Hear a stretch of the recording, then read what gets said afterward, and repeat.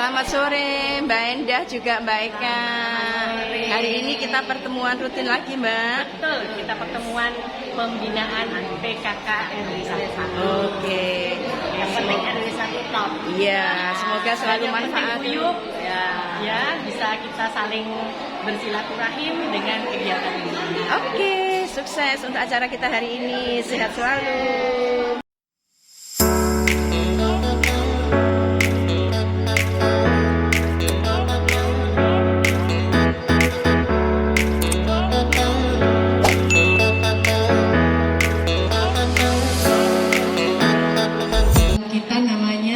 Studi wisata lingkungan. Saya pernah menjelaskan beberapa bulan yang lalu bahwa satu saat kita akan ada program studi wisata lingkungan, dan ini karena pas programnya adalah libur, hari libur, dan wisatanya itu di RT 11, nggak jauh. Ya, di RT 11 karena kita ini akan melakukan pembelajaran tentang lingkungan.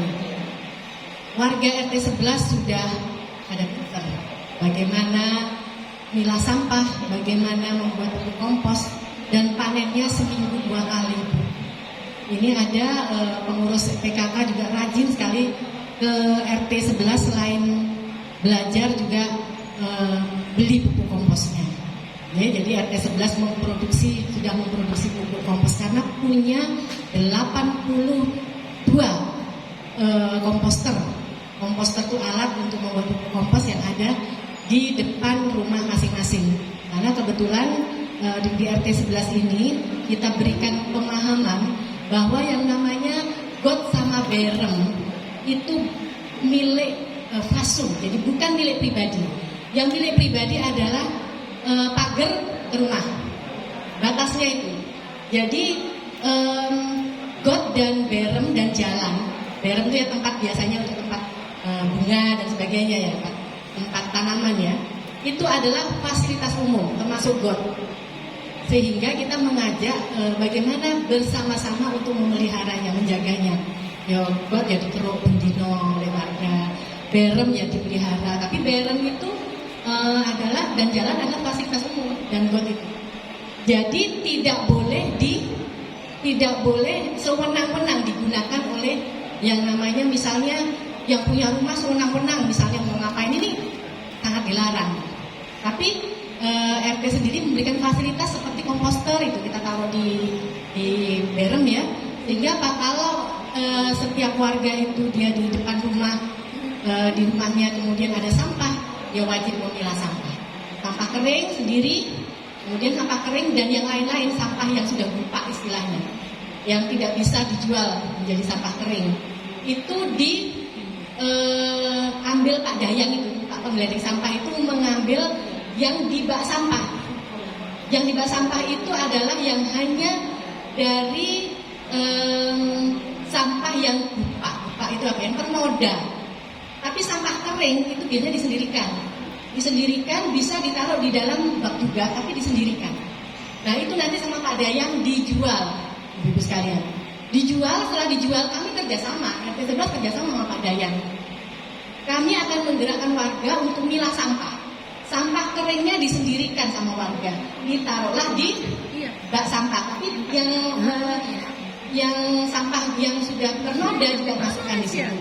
Sampah basah itu organik dari dapur ya, sisa makanan, sisa masakan, kemudian daun-daun itu dimasukkan komposter ya. Jadi komposter kita taruh di depan rumah. Itu adalah fasilitas RT yang kita berikan, kita taruh di depan rumah masing-masing. Harga komposter itu Ibu sekalian 650. Sudah dikonstruksi sampai ada paralonnya ini ya. Nah, untuk yang sampah keringnya tadi yang sudah dipisah sendiri tadi sama Pak Dayang dijual, dikumpulkan di rumahnya, kemudian dijual. Kemudian setiap 2 bulan sekali kita diberi uang kas. Sebenarnya sebulan sekali itu 50.000 masuk kas. Jadi kalau 2 bulan 100.000 itu setor ya ke kas RT 11. Lumayan Ibu sekalian. Tapi saya tidak berharap bahwa kalau sampah kering ini nanti nggak ada, kami kan inginnya nggak ada. Nah, bagaimana kalau sampah kering itu sebenarnya keinginan kita nggak ada karena ingin menyelamatkan bumi yang sudah panas ini. Bumi ini bisa diselamatkan kalau kita tidak ada sampah anorganik. Yang organik ya dibuat pupuk kompos. Karena yang anorganik inilah yang membuat salah satunya adalah dioksinnya ini akan naik ke permukaan udara dan akan membuat bumi ini menjadi panas, tambah panas. Sehingga sebaiknya kita bagaimana mewujudkan perilaku yang nol sampah. Makanya kita biasakan kalau apapun kegiatannya kalau di RT sebelah tuh sampai ke piknik pun tidak ada sampah anorganik Ibu sekalian. Jadi kami kalau piknik udah janjian bawa di edaran tuh ya disuruh bawa sapu tangan, sebet, sapu tangan, sendok, kemudian ini, kemudian tepak, aneka macam ya tepak. Jadi nanti kami menyiapkan yang namanya kue tanpa adanya plastik. Jadi semua misalnya arem-arem kan dari apa namanya? Dari daun, ya regosari dari daun. Nasinya kan nasi kerawu misalnya atau nasi campur tapi dari daun. Jadi kalau yang pakai yang ada anorganiknya pakai kemasan, kami malah nggak beli. Jadi sebenarnya kalau RT 11 ini ya, RT 11 tuh kalau ada warga yang jual yang tidak menggunakan kemasan malah payu. Kalau menggunakan kemasan kita nggak beli.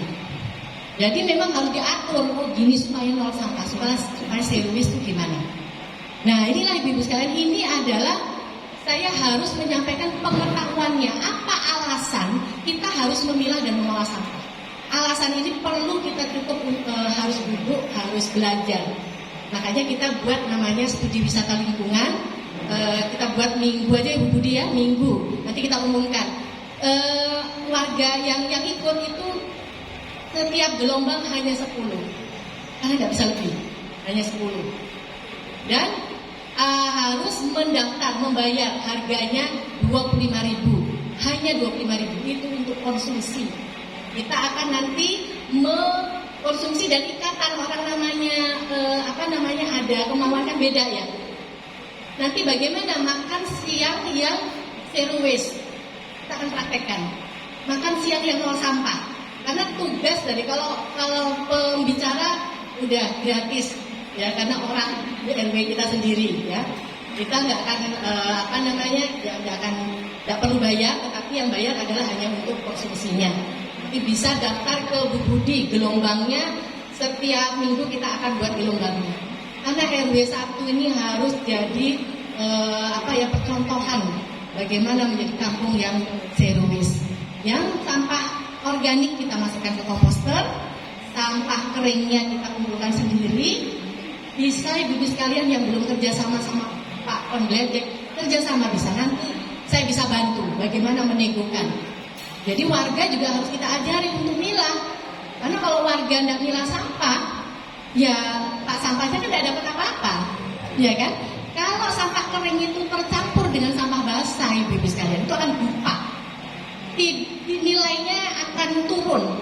Bupa itu kalau ada sampah basah dari dapur kemudian tercampur sampah kering, kan sampah keringnya jadi jelek kan, ya kan harus dijemur dan sebagainya, nanti malah lama kemudian berbau dan sebagainya. Jadi sampah basah kalau di RT sebelah itu sudah dimasukkan komposter, Bu Budi itu panen terus tuh juara tuh. Kalau dulu pertanyaannya sering sekali Bu Budi nih, wah Bu gini. Sekarang saya lihat kok nggak pernah bertanya, itu udah pinter. Ya panen terus sudah pinter Bu Budi itu. Seperti juga Mbak Buita ini juga waktu pertama tanya terus. Sekarang beliau udah pinter sekali, malah udah pada buat YouTube-nya kan. Kalau beliau tuh sudah panen, sudah bagaimana cara milah dari dalam rumah dan sebagainya. Nah, tidak sesederhana ini ibu milah dan ngolah sampah. Itu biasanya kalau disuruh itu akan grundel, ngersulo. Ini wong sudah ada penggeledek kita suruh gini-gini. Ini yang akan menyebabkan kegagalan karena prosesnya adalah disuruh. Ayo warga milah, kita nggak gitu. Jadi proses pendidikan menyadarkan secara individu dari di hati dan pikiran kita masing-masing itu harus kita lakukan. Jadi kalau sudah sadar, ini kalau kita nggak milah bumi ini menjadi ini, kalau kemudian nggak milah ini bagaimana? Bumi ini menjadi banjir, anak-anak kita kemudian tidak makan karena tidak, kalau banjir kan kita sudah nanam juga akan ini kan ya akan gagal ya kan kalau banjir dan sebagainya. Nah, ini bagaimana cerita tentang bumi ini sampai seperti itu kita akan ceritakan sehingga nanti ibu akan berpikir sendiri, iya ya gitu. Nah akhirnya apa? Ibu milah sampah itu nggak terpaksa karena ada proses hati yang sadar. Nah ibu sekalian, dalam kita menjaga bumi ini ternyata ini adalah salah satu kewajiban kita dalam melaksanakan keimanan. Tidak cukup hanya hablum minallah, bagaimana kita sholat, bagaimana kita beribadah. Hablum minanas yang hari ini salah satunya bagaimana kita bersilaturahim, bisa menyenangkan tetangga, keluarga dan sebagainya. Tidak cukup dengan hablum minanas dan hablum minallah. Tapi salah satu lagi yang menjadi kewajiban kita adalah hablum minal alam. Bagaimana kita menjaga alam ini, kita mempertanggungjawabkan titipan alam ini kepada manusia yang sekarang ini diberi kesempatan untuk hidup nyaman, diberi kesempatan untuk menghirup oksigen tanpa harus beli. Kalau kita beli mahal ya kan? Nah ini kita diberi kesempatan. Nah bagaimana oksigen ini tetap bisa terpelihara terus ada di bumi ini, sehingga kita, anak cucu kita bisa terus menghirup dan bisa hidup di bumi yang dititipkan Allah ini menjadi bumi yang hijau, royo-royo, gemah, ripah, loh jinawa seperti dulu lagi. Tidak krisis pangan. Kita sekarang mau makan aja duitnya harus agak banyak, ya kan? Tapi kalau kita kemudian memanfaatkan tanah yang diberi oleh Allah secara baik, kemudian juga memanfaatkan sisa organik yang ada dari dapur dan sebagainya untuk dijadikan pupuk kompos lagi, akhirnya pupuk kompos ini akan menyuburkan tanah kita lagi dan akhirnya menyuburkan pohon-pohon kita lagi, maka buah akan tetap terus bisa kita petik karena tanah yang terus kita jaga kesuburannya. Inilah tugas kita ibu sekalian. Di forum ini tidak akan mungkin cukup dan juga perlu kita punya waktu agak banyak dan kita langsung praktek. Dan juga kita nanti ada makan siang konsep nol sampah. Nah semua ini mendukung, termasuk nanti kita akan foto-foto di tempat di RT sebelah itu punya sudut foto yang bagus banget, sehingga kita benar-benar bisa jadi satu paket wisata lingkungan yang menarik untuk kita pelajari dan kita bisa mendapatkan ilmunya dan prakteknya. Ya ibu sekalian, jadi bisa gelombangnya ini minggu besok kalau ada bisa kita mulai 10, tetapi jamnya jam 9, mulainya jam 9 sampai jam 12 atau jam 1. Itulah kita termasuk makan siangnya. Gimana ibu sekalian? Kira-kira ada gambaran sedikit sentuhan hati untuk melengkapi keimanan secara pribadi-pribadi? Kira-kira hari ini kita menggali dan mendalami bagaimana melakukan hablum minal alam. Di Al-Quran, di kitab itu ada masalah alam, bagaimana kita harus menjaganya. Ini yang nampaknya belum begitu mendalam kita pelajari, dan kita akan nanti belajar di studi wisata lingkungan itu bagaimana kondisi bumi kita sekarang dan bagaimana upaya kita untuk menyelamatkan bumi ini. Nanti kita akan bangun motivasinya, bangun semangatnya. Itu ya. Nanti saya akan umumkan di grup. Nanti bisa tidak hanya dari anggota. Jadi saya kira ya, yang diperlukan kita nih semua pengurus RT, kemudian KSH itu kan masuk dalam pengurus atau tidak pengurus itu penting. KSH itu sebagai pendamping lingkungan juga di RT masing-masing itu harus di luar kepala. Dia harus mampu menjadi motivator, menjadi fasilitator, sehingga warga di RT-RT bisa ada gerakan untuk bisa bersama-sama menyelamatkan bumi kita. Saya kira itu dari saya sementara, nanti kita sambung dengan adanya jadwal dan pendaftaran. Setiap gelombang kita akan memberikan hanya 10, karena ini perlu sentuhan hati, perlu sedikit, nggak bisa banyak. Saya biasanya kalau menerima murid 1 pun saya terima. Kenapa? Lebih enak kita komunikasinya. Kalau lebih dari 10 mungkin agak kesulitan, nanti kita akan terlalu banyak, kita akan kesulitan ada dialognya dan sebagainya. Saya kira itu ya Ibu-ibu sekalian. Untuk sementara ini saya kira sudah jam 5, kita akan akhiri dan saya akan coba umumkan.